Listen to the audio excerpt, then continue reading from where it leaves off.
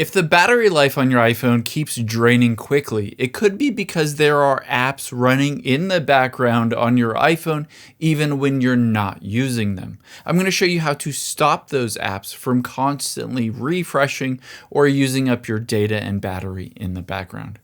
So you can see here, I have Spotify on, and at the top, you can see it's playing. And even if I go into Spotify and tap on pause here, you can see sometimes it's still running in the background and still using up my battery. Now, to be able to stop that from happening, we're first just going to swipe up and to the right and then close out of every single app that is currently open. However, after we've done that, let's open up the Settings app on your iPhone and scroll down, tap on General, and then tap on Background App Refresh.